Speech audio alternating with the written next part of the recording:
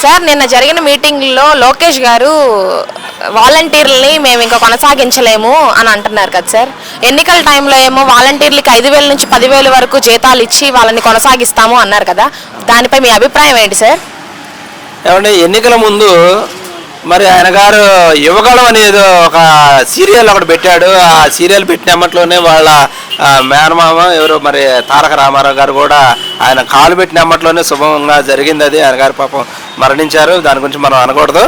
అయితే ఆయన పెట్టిన ప్రతి సభలో కూడా మరి యువతలకు అందరూ కూడా నేనేదో మరి ముందుండి నడిపిస్తాను, మరి మీకు జాబ్ క్యాలెండర్, నేను జగన్మోహన్ రెడ్డి పారిపోతున్నాడు, నేనైతే అలాంటిది కాదు, నేను వస్తే మాత్రానికి ఎమ్మట్లోనే తక్షణం జాబ్ క్యాలెండర్ ఇచ్చే ఆదుకుంటాను ఉద్యోగస్తులందరూ కూడా, మరి నిరుద్యోగ యువతకు కూడా నేను ఏదో పెద్ద ఎత్తున నేను ఉద్యోగాలు కల్పిస్తాను అని చెప్పి మరి అక్కడక్కడ యువకాలంలో చెప్పారు. మరి వాళ్ళు చూసుకున్నట్లయితే వాలంటీర్ వ్యవస్థను చూసుకుంటే అంతకుముందు జగన్మోహన్ రెడ్డి గారు వాళ్ళకి గౌరవవేతనంగా వాలంటీర్లకే 5,000 రూపాయలు ఇచ్చేసేసి మరి ఆయన గారు వాళ్ళకి ఒక సర్పంచ్కి అదేవిధంగా ఒక వార్డు కౌన్సిలర్కి ఇచ్చినటువంటి గౌరవాన్ని మరి వాలంటీర్ చదువుకున్న నిరుద్యోగ యువతకి మరి ఆయన అందించడం జరిగింది.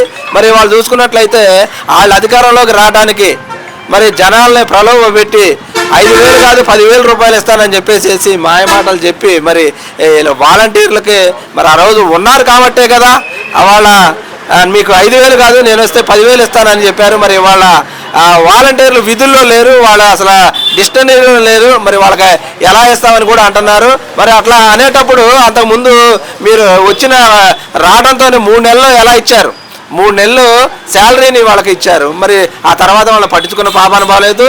మరి మీరు ఏదైతే వాలంటీర్లకు మీరు 10,000 ఇస్తా అన్నారు, అవి ఎప్పుడు ఇస్తారు? మరి నిరుద్యోగ భృతి అన్నారు, మరి వాళ్ళు నిరుద్యోగులు ఇంకా వాలంటీర్ కూడా దక్కని వాళ్ళు 3,000 రూపాయలు అన్న కనీసం అందిద్దని అంతా ఎదురు చూస్తూ ఉన్నారు.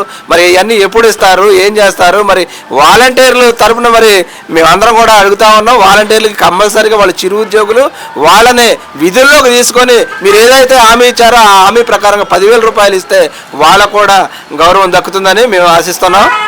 సార్ రానున్న రోజుల్లో జమిలీ ఎన్నికలు జరుగుతాయి అంటున్నారు కదా సార్, అప్పుడు సీఎం ఎవరవుతారంటారు?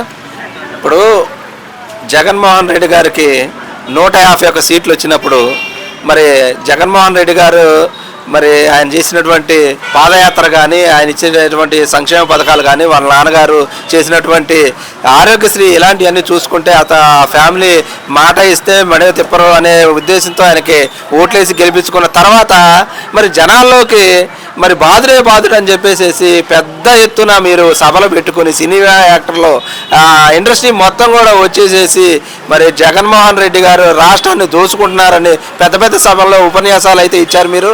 మరి వాళ్ళ రోజును చూసుకుంటే మరి సారీ మళ్ళీ క్వశ్చన్